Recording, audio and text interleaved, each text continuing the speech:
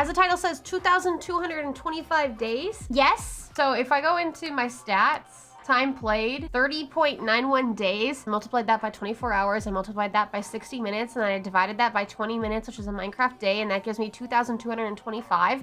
But it's probably more than that because I usually sleep every day, except for when I did that wither skeleton farm in the nether, because obviously I can't sleep in the nether, but it's probably much higher than 2,225 days. There we go. I'm going to exactly spawn in where I spawned in the beginning. Goodbye, 18 levels. It was nice knowing ya. You guys ready for this murder suicide right here? All the way up. Let's just go curse splat right in the middle of my forum here. Ooh, can I aim for that? Just, there we go. Okay, so now that we're here, in the beginning of this world, I created the world in 1.15, I believe. Started the world, I was gonna focus solely on trading with villagers because that wasn't that the villager update when they added all the professions and stuff? So I respawn. What? There's no way this is spawn. How did I spawn back there? I broke the bed. We're gonna try this again. More murder, let's go. Hurry up, I need to die faster. Is that really the spawn point? No, this is it. Well, this is where spawn was apparently. So technically I started right here. Now I need to get my stuff back. Oh God. But it was a whole valley of just nothing. Absolutely nothing. It was a beautiful valley though, because you have this desert over here and you had this nice little plains valley area with a river and all these mountains, I call them, because they were mountains in 1.15. They're not mountains for 1.18 standards. They were mountains at one point. Give me my stuff, please. Thank you very much. So the first thing I did was obviously make a starter house. Yes, it's butter. A couple months ago, after the whole butter incident, I had a friend of mine make me a texture pack and they retextured golden carrots to be sticks of salted butter. And then regular carrots are unsalted butter. So yes, it's butter. Don't tell Sneeve, it's my shtick. So this is the first thing I built right here. Thank you, FreeCam. Was this little starter house. And I wanted, this whole theme is Roman and Greek, basically. So I found this Roman concept art image somewhere on the interwebs. And this is the best I could get, the closest I could get to it. So this was originally my very, very beginning. And I didn't do the interior until much later. So it was pretty boring little house for a long time that just had a bed and then an enchanting set over there. And even though I had an upstairs, I never used it. And now at least it looks good. Then of course, first thing I did was go mining. Wrong side. Mining. And since I made this in 1.15, I could still mine down here at this level. That was weird. And get diamonds. There are plenty of diamonds still. And this is where I made my iron farm. I literally was like, I need an iron farm, but I don't want some ugly farm. So I dug down and I painstakingly spawn-proofed everything. Everything. There's so much spawn-proofing that I did in here. And I'm surprised this iron farm still works. But it does pretty well. And I have a lot of cats to prove for it, obviously. What did I name you anyways? Larry. Apparently he's Larry. Larry the zombie. Since it was made in 1.15, this was actually bedrock for the longest time. So this was diamond level originally. And where the deep slate is was bedrock. But now obviously it's deep slate. Everything that's down here, I have not explored. Then of course you got to build a stable next. This was actually a sugarcane farm to begin with. And it was a deep one, like I layered it. So this was all sugarcane farm until I made it into a stables and I relocated the sugarcane later. The horses aren't here because I gave them their own open field. That's right. I was like, where are my horses at? Over here is where the horses actually are. I wanted them to have their own open field and everything. So I terraformed this. That hill over there used to stick out to here. So I pushed it back and just gave them a giant field. Originally, it was where I had my trading hall here. So trapdoor right here. Takes you under. This was my original trading hall, in case you can't tell by these guys. I left these guys here because they were pretty useless to me. But at one point, this was completely filled with villagers. Now, all it's good for is letting, hello, please. Going to my spider farm that I have down here. Yeah, I have a double cave spider farm. If I could stand right here, I believe, then they both end up spawning. Hi! Cave spider spawners suck. They killed me, or they tried to kill me. I didn't die that much. So many times. It was ridiculous. So this temple was supposed to be like the Temple of Artemis type of thing, because we have this forest here, and Artemis in mythology and everything is like the huntress and stuff. But chat came up with a name, and it's now Almyra's Woodland Temple, basically. And this is where I kept my villagers. It's lovely. Originally, they were planned to have a downstairs too, and I gave them like all beds and everything, but they kept walking down the stairs and taking damage, so I eventually just caged them in the trapdoors. And then I made this farmhouse over here, which again, also based on Roman concept art for farmhouses and how they studied and how they took care of animals. So with it, they ended up having interior stalls that would open up to exterior farmland, and that's how they would just get them back and forth. They'd even have like drainage ditches in here. So I try to keep it as realistic as possible. Then we have more villagers. I need to name more of these guys. If you got more villager names, let me know. Yeah, we need to name a lot of villagers. I will be taking villager recommendation names in the chat. So these are all just my farmers I always trade with. It's the way I get experience points is by trading with villagers and everything. And here's, of course, the cows. You can never have too many cows. Then after all of this, I decided I wanted an actual mob farm for experience. And this was before I made the cave spider farm. So I found a spawner, I believe over here. It's right here. I believe this is a zombie spawner. I think they're zombies. Oh, yep, they're zombies. But it's a super slow farm. So I made these farms over here. We have carrots, potatoes, wheat, and beetroot, of course, all the necessities. And I terraformed this whole area to be a little bit flatter. So these 4 farms were the original farms, and they're all bordered by like these leaves and everything. So that went in, and then after I did that, I changed my base. Out of that little house that I was living in, I wanted to make a bigger build to live in and have more farms basically fit in. So we came over here, and I made this side, this kind of like diagonal but not really bridge, which I still love this design for it so much. But then I made this guy, this giant. Basically, if you play Civilization 6, then you know that this is from the Great Library Wonder that you can build. So essentially, it's a great library. This is where all my librarians are, as well as some masons and fletchers in the basement, just because I didn't know where else to put them. Although maybe one day I'll move them out, which is the whole goal, is to have this actually populated with villagers in the builds. We got our little gardens here. Librarians. I need to decorate this portion up here on the top of both of them. And this used to be my storage room, which it no longer is. Now it's my idea board. So if you go all the way down, this is just a beacon, a simple old beacon mine. Then down here, nether portal, obviously. This is where I put the auto farms in, potato and pumpkin farms, and they're both automatic. The villagers farm these, and then they can make babies. Then over here with the carrots, again, the same setup, and then the watermelons on the side. Then I needed fuel. Instead of going to actually mine for coal all the time, I made cup fans designed for kelp. So we have 2 giant kelp vats. You can see them both in all their glory. And essentially they come up, they get filtered down through here, all the way over, they go up, and then they lead to an auto smelting area up above. Of course, the fletchers, like I mentioned, and the masons, because all of my villagers are stored right here, so I can move them pretty easily in here. Then we have our sheep, all the colors of all the wool, and our auto bamboo farms back here, so I have constant sticks if I need. Oh yeah, and this is where I moved the sugarcane farm, was this whole back row. This is the auto smelting, here we go.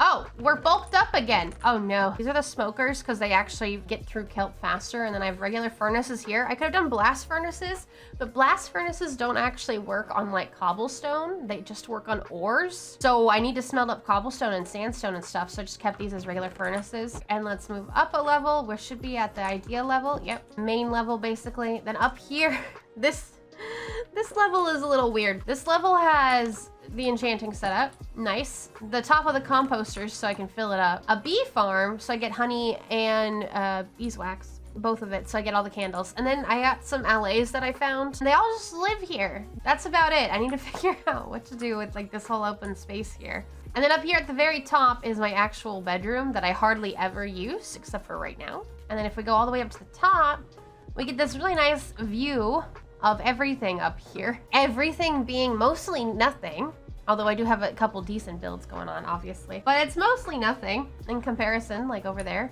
A whole lot of nothing. Aside from my tree farm, please ignore that. But after this, I think I built down here, I think I built those guys next, my warehouses, because I wanted to actually move my storage to a bigger place. So I designed these warehouses, also based on more Roman builds that I was inspired by concept art and stuff I found on the internet. So we have 2 warehouses here with interiors and stuff that have, you know, like wagons, carts, and things like that. A table for like a supervisor to take note of things in both of them. And then upstairs in both of them, I have massive storage. So this is like my big block storage. I have so much stone and cobblestone variants in here. Other one has all the other stuff, like the wool, the everything. And I designed this crane and everything, and more carts everywhere. I need to do some boats in the water out here too. After I built this, I believe I did my nether farms. Then welcome to the Sahara. Yeah, there you go.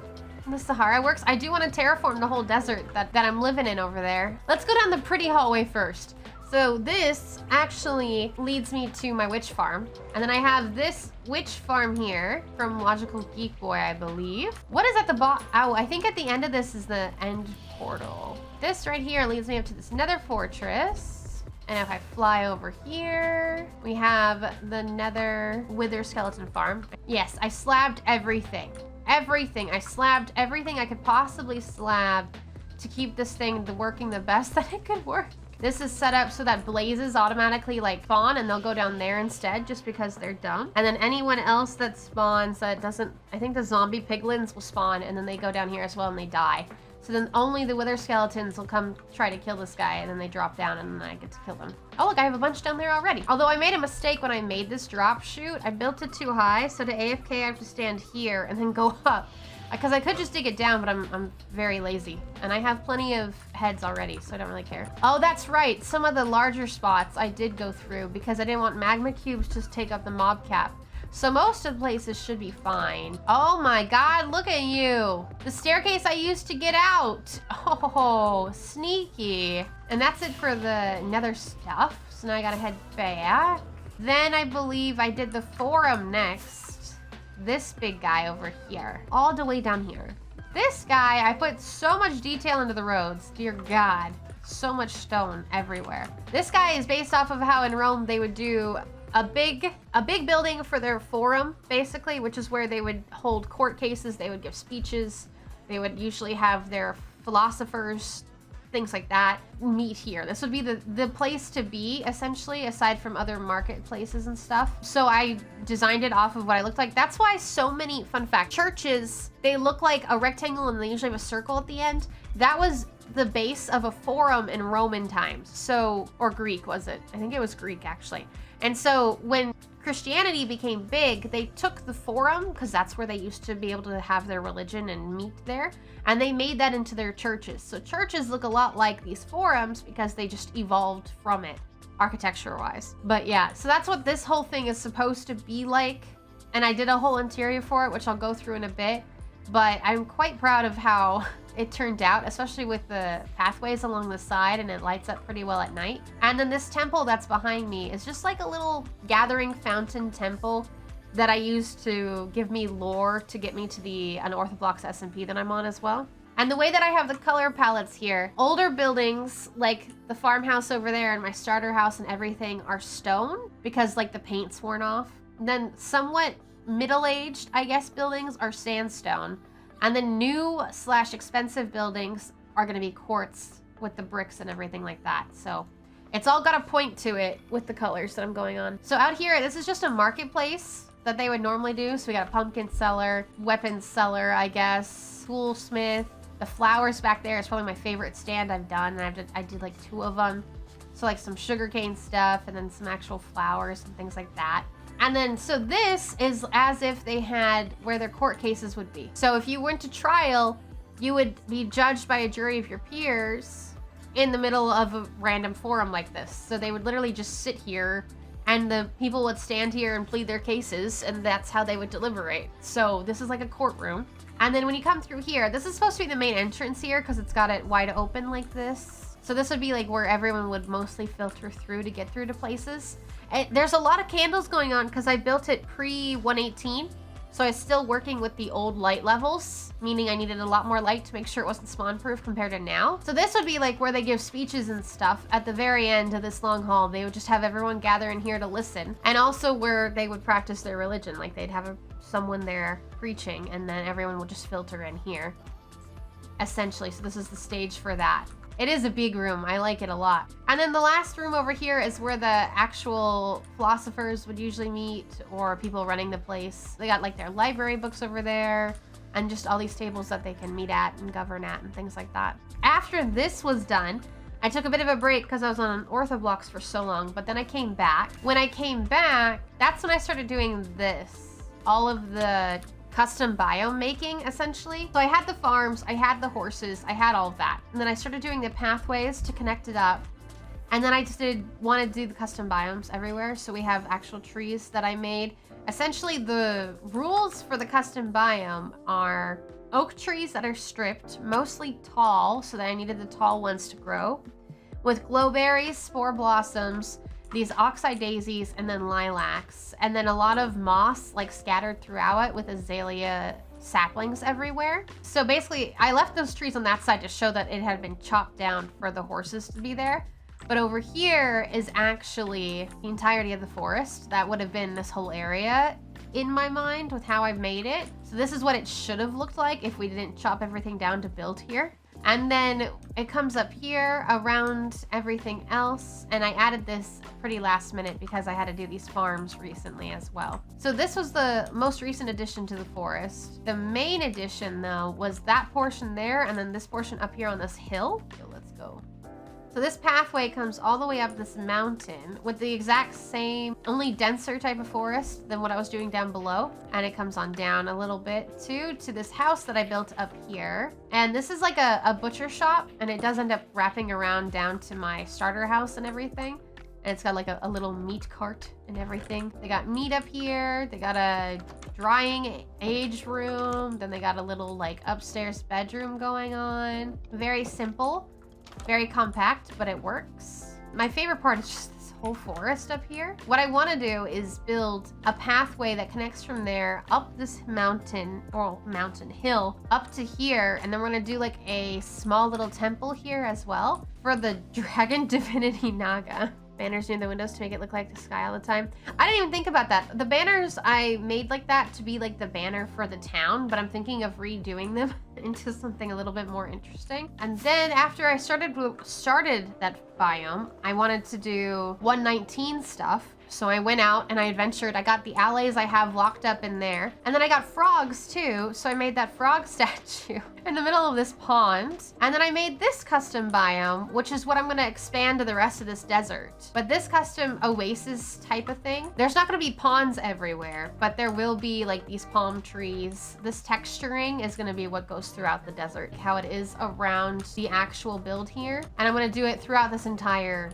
desert, especially after I level that mountain and do some more terraforming to make this place look a little better. So I got some frogs here. Hello, bud. I had them originally free-ranged frogs, so they would just like hang out here, but eventually half of them ran away.